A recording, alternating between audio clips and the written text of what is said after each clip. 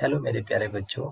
जैसे कि आप में से बहुत सारे बच्चों ने एवरेज या जिसे औसत कहते हैं उस पर क्वेश्चंस बताने और उनकी ट्रिक्स समझाने के लिए कहा था मुझे। तो आज मैं औसत क्या है, संख्याओं का औसत कैसे निकाला जाता है, इसी पर हम बात करने जा रहे हैं।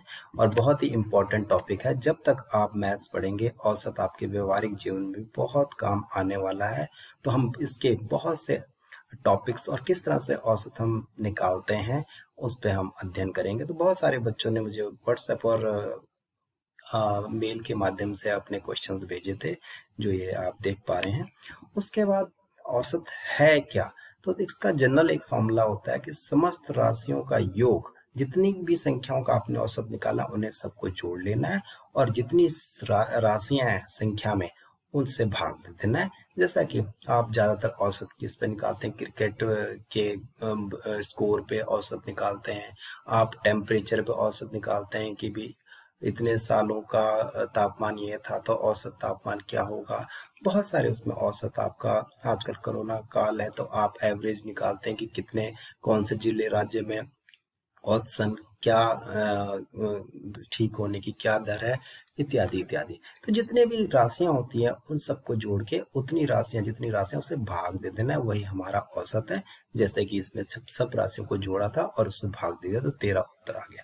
अब हम एक एक करके हम टफ से टफ की ओर चलेंगे। तो जैसे ये दशमलव था, दशमलव में भी हमने सबको जोड़ना है और जितनी संख्याएं, 5 संख्याएं थी तो 5 से भाग दे देना है और हमारा औसत दशमलव में भी इस तरह से उत्तर आ गया। अब हम चलते हैं दूसरी बात। अब बात आती है कि हमारे कंपटीशंस में कुछ इस तरह से आते हैं कि बहुत सारी हमारे को विषम, सम या अभाज्य इस तरह की संख्याएं दी होती है और उनका औसत पूछ लिया जाता है।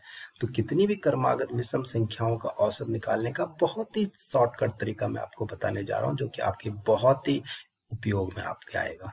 जैसे माना विषम संख्या आपको पता है जिसमें 2 का भाग नहीं जाता, तो 7 क्रमागत विषम संख्याएं का औसत निकालें। तो 7 क्रमागत विषम संख्याएं कौन सी होती हैं? 1, 3, 5, 7, 9, 11, 13। अब देखिए इनका औसत निकाला तो सबको जोड़ के 7 से भाग दे दिया तो 49/7। तो कितना उत्तर आ गया? 7।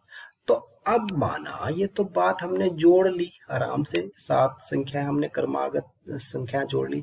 माना आपको पहली 78 क्रमागत विषम संख्या का औसत ज्ञात करने के लिए आपको किसी एग्जाम में दे दिया जाए, तो आप अगर इनको जोड़ते चले जाएंगे तो 78 तक जोड़ते चले जाएंगे तो ये बहुत क्या होगा, टाइम कंज्यूमिंग होगा। तो आप जैसे 1, 3, 5, 78 से भाग भी देना होगा, तो बहुत लंबी प्रोसेस है। तो आपको एक, अब जैसे माने क्वेश्चन दिया हो तो इसमें से आंसर कौन सा होगा, तो 1 सेकंड में आप इसमें आंसर बता सकते हैं कि 78 ही आंसर होगा। अब मैं आपको नियम बताता हूँ। नियम है कि विषम संख्याओं का औसत, जितनी संख्याएं होंगी वही उसका औसत होगा।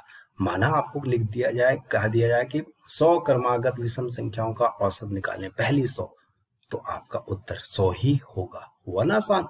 चलो अब दूसरे तरफ चलते हैं। किसी भी क्रमागत सम संख्या कौन सी होती है? जिनमें 2 का पूरा पूरा भाग चला जाता है, तो उनकी संख्याओं का औसत निकालना है। इसकी भी एक ट्रिक हम बताने जा रहे हैं। माना 9 क्रमागत सम संख्याओं का औसत निकालना, तो 2, 4, 6, 8 इस तरह से 18 तक 9 क्रमागत सम संख्या हो गई। अब इनको जोड़ा तो 90 हो गया, 90/9 10 उत्तर आ गया।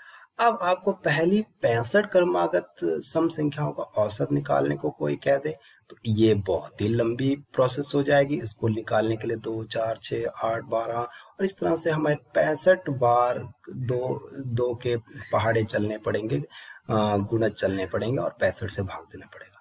और उत्तर, माना ही प्रश्न है तो इसका उत्तर कितना होगा?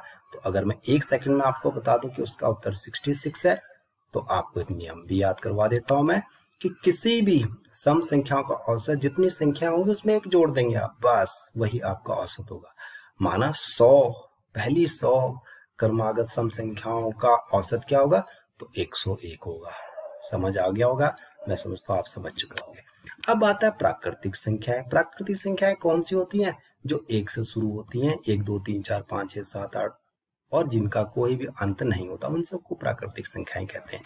अब मैं पहली 9 क्रमागत प्राकृतिक संख्याओं का औसत निकालने जा रहा हूं, तो 1, 2, 3, 4 इस तरह से 9 तक। अगर हमने इनको जोड़ा तो 45/9 हो गया, 45 को 9 से भाग दिया, 5 उत्तर आ गया। अब आपको पहली 75 क्रमागत प्राकृतिक संख्याओं का औसत निकालना हो, तब आप कैसे करेंगे? बहुत मुश्किल हो जाएगा आपके लिए। तो माना ही प्रश्न है और उसके 4 विकल्प दे रखे, तो आपका उत्तर कौन सा होगा? और मैं 1 सेकंड में आपको बता दूं, 38 होगा। तो इसका नियम भी आप पढ़ लें। इसमें होता है प्राकृतिक संख्या का औसत, जितनी संख्याएं होंगी उसमें एक जोड़ के उसका आधा कर लेना। आपने उसका क्या कर लेना? आधा। जैसे 75 क्रमागत संख्याएं थी, तो 75 को क्या लिख सकते हैं? 75 + 1 76, और उसका आधा कर देंगे तो 76/2 कितना हो गया? 38। तो इसका क्या हो गया? इसका औसत हो गया 38। हुआ ना आसान? अब जैसे आपको 95 क्रमागत प्राकृतिक संख्या होगा, तो 95 और 1 96 को 2 से भाग दे देंगे, तो कितना हो गया? 48 के आसपास हो गया। इस तरह से अब हम चलेंगे कुछ क्वेश्चंस जो कि बहुत ही इंपॉर्टेंट क्वेश्चंस आते हैं। अब देखो, एक फॉर्मूला है, समस्त राशियों का योग औसत को राशियों की संख्या से अगर हम गुना कर दें, औसत को राशियों की संख्या से गुना कर दें, तो समस्त राशियों का योग हो जाता है। अब 6 संख्याएं इस तरह दी हुई हैं, उसका औसत 7 है, तो x का मान ज्ञात कीजिए। तो हम क्या करेंगे? सारों को जोड़ लेंगे और 7, क्योंकि 7 क्या औसत और 6 संख्या है, दोनों को गुना कर लेंगे, क्योंकि ये नियम लगाएंगे, औसत गुना राशियों की संख्या। इस तरह कर लिया तो 32 हो गई प्लस x 42, तो x इक्वल टू कितना हो गया? 10 उत्तर आ गया।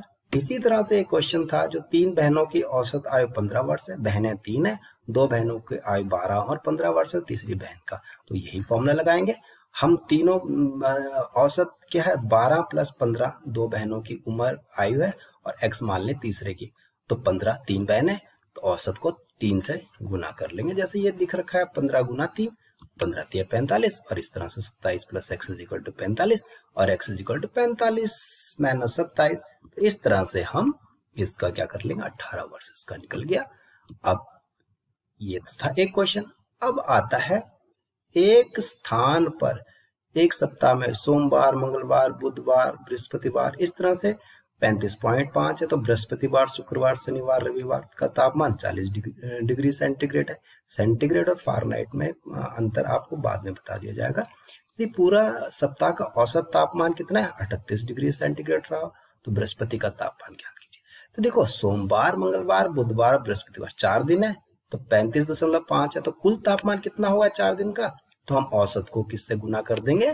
35.4 को 5 को 4 से गुना कर देंगे, 142 डिग्री सेंटीग्रेड हो गया। अब बृहस्पतिवार, शुक्रवार, शनिवार, रविवार, ये भी 4 दिन हुए, तो इसका 40 डिग्री सेंटीग्रेड है, तो इसका कुल टोटल कितना तापमान हुआ? 160 डिग्री हो गया। 40 × 4 160 डिग्री। अब देखो, ये 8 दिन हुए, दोनों मिला के 4 दिन, ये 4 दिन, लेकिन बृहस्पतिवार इन दोनों खंडों में आ रहा है, तो 8 दिनों का तापमान क्या हो गया? 302 डिग्री सेंटीग्रेड। और पूरे सप्ताह में कितने दिन होते हैं? 7 दिन, उसका कितना? 38 डिग्री सेंटीग्रेड। तो पूरे सप्ताह का कुल तापमान क्या हुआ? 38 × 7 266 डिग्री सेंटीग्रेड। तो बृहस्पति के तापमान कितना हो गया? 302, ये वाले में से आप 266 डिग्री घटा लेंगे, तो 36 डिग्री सेंटीग्रेड आ गया। इसका दूसरा तरीका भी है एक। इसमें क्या करेंगे हम? 4 दिनों का जो है, सोमवार, मंगलवार, बुधवार, बृहस्पतिवार, ये 4 दिन है, इनको जोड़ लेंगे, ये 142 डिग्री सेंटीग्रेड इक्वेशन नंबर 1 डाल देंगे। और बृहस्पतिवार, शुक्रवार, शनिवार, रविवार, ये क्या है? 160 डिग्री हो गया इन सबका तापमान। पूरे सप्ताह का तापमान 38 डिग्री सेंटीग्रेड है, तो 38 को 7 से गुना कर लेंगे, 266। अब दोनों को जोड़ लेंगे समीकरण को। देखो, आपको ध्यान से देखो, सोम, मंगल, बुध, बृहस्पतिवार, शुक्रवार, शनिवार, रविवार, और बृहस्पतिवार दोबारा आ गया, तो यहां से यहां तक पूरा एक सप्ताह हो रहा है, जो कि 266 हो जाएगा, और उसमें बृहस्पतिवार जुड़ जाएगा, तो 266 प्लस बृहस्पतिवार = 302, और बृहस्पतिवार का तापमान कितना हो गया? 302 में से 266 आप घटा लेंगे। हुआ ना आसान? इसी तरह से एक और क्वेश्चन है, इसमें डिग्री फारेनहाइट में है। सोमवार, मंगलवार, बुधवार, गुरुवार, शुक्रवार, शनिवार, औसत तापमान 81 डिग्री फारेनहाइट, और रविवार 76 डिग्री फारेनहाइट है। तो ये भी कुछ इसी तरह से। और लास्ट में दे रखा है कि शनिवार का तापमान शुक्रवार के तापमान से 4 डिग्री फारेनहाइट ज्यादा है। तो हम इसी तरह से सारे दिनों को जोड़ लेंगे, और तो उनका कितना हो? 5 दिन में 1 2 3 4 5, तो 80 × 5 400 डिग्री फारेनहाइट हो गया। और इसी तरह से 6 दिन हुए, ये देखो दूसरा जो है, मंगलवार, बुधवार, सोमवार से लेकर शनिवार तक 6 दिन हुए, तो उसका 81 डिग्री फारेनहाइट है, तो 6 दिनों को जोड़ लेंगे, तो इसका कितना हो गया? 486 डिग्री फारेनहाइट। अब इन दोनों को घटा लेंगे आपस में घटा लेंगे तो कौन कौन से दिन कट जाएंगे। देखिए जो दोबारा दो दो बार आए हैं, सोमवार से मंगलवार, बुधवार से गुरुवार और शुक्रवार, शनिवार और रविवार, 3 बच जाएंगे। शुक्रवार शनिवार ये हुआ और उसमें से एक रविवार माइनस हो जाएगा, तो ये 86 डिग्री फ़ारेनहाइट हो जाएगा। और शुक्रवार प्लस शनिवार, और देखो रविवार का कितना डिग्री दे रखा है यहाँ पर, 76 डिग्री फ़ारेनहाइट दे रखा, तो 76 यहाँ डाल लेंगे और 86 डिग्री फ़ारेनहाइट। और जब इसको शुक्रवार शनिवार तो 162 डिग्री फ़ारेनहाइट, और शुक्रवार जो है शनिवार से 4 डिग्री फ़ारेनहाइट क्या है, कम है, तो आपका शनिवार क्या हो गया, 4 डिग्री फ़ारेनहाइट इसमें जोड़ लेंगे तो आपका कितना हो गया, शनिवार का तापमान कितना हो गया, 83 डिग्री फ़ारेनहाइट। अब देखिए इतना हमने क्वेश्चंस, हर तरीके के क्वेश्चंस किए। मैं समझता हूँ कि आपको वीडियो पसंद आई होगी। आप इसमें लाइक और सब्सक्राइब कर सकते हो ताकि आपको इसी तरह की वीडियो आपको और दे दी जाए, भेजी जाए। इसके बाद लाइक और सब्सक्राइब तो आप कर ही लेंगे। इसके बाद एक क्वेश्चन और आता है कि दो भिन्न ज्ञात समूह में औसत निकालना। माना एक समूह है ए जिसमें x राशियां और दूसरा समूह है बी जिसमें y राशियां, और इनका क्या है, इसका a है औसत और इसका b है, तो ये फॉर्मूला हो जाता है c = a plus y b over x plus a. इसको समझने के लिए मैंने प्रश्न रखा है। एक कक्षा में 25 बच्चे पढ़ते हैं और 10 बच्चों की औसत आय 7.5 वर्ष है और 15 बच्चों की औसत आय 10 वर्ष है, तो पूरी कक्षा का औसत क्या होगा। जाहिर सी बात है, पूरी कक्षा मतलब x प्लस वाई जो है 25 है, तो आपने x पहले का औसत और उसके बच्चों की संख्या मल्टीप्लाई कर देना। तो 10 बच्चे हैं और उसका औसत 7.5 है, और फिर 15 बच्चे हैं और उसका औसत 10 है, तो दोनों को मल्टीप्लाई किया तो आपने 75 ये आ गया और 150 ये आ गया, उसको 25 से डिवाइड कर दिया तो आपका 225/25 आ गया। तो इस पूरी कक्षा का औसत क्या आ गया, 9 वर्ष है। तो इस तरह के क्वेश्चन भी आपके कॉम्पिटिशन्स में बहुत आते हैं, तो आप समझ चुके होंगे। तो आप सारे क्वेश्चंस को एक बार पुनः देखेंगे पॉज करके, जहां पर समझ में आया आप कमेंट बॉक्स में लिख सकते हैं, और आपको पीडीएफ के फॉर्म में सारा जो है आपको उपलब्ध करा दिया जाएगा। आप लिंक मेरे डिस्क्रिप्शन में मेरा टेलीग्राम का एक लिंक है, उसमें हम इसको शेयर कर लेंगे, तो आप उस टेलीग्राम के ग्रुप को ज्वाइन कर लेंगे और उसमें हम ये आपके पीडीएफ की फॉर्म में आपके प्रश्न और उत्तर और आपकी कोई भी क्वेरी हो उससे सॉल्व कर लेंगे। तो जाहिर है मुझे लगता है आपको समझ आया होगा, तो आप लाइक और सब्सक्राइब कर सकते हैं अगर आपको सही समझ आया। और उसके बाद यदि कोई किसी तरह की कोई क्वेरी है तो आप डिस्क्रिप्शन बॉक्स में या मेरे टेलीग्राम के लिंक पे ज्वाइन करके उसमें आप लिख सकते हैं। धन्यवाद। आपका दिन शुभ हो, आप सुरक्षित रहें, घर में रहें। धन्यवाद।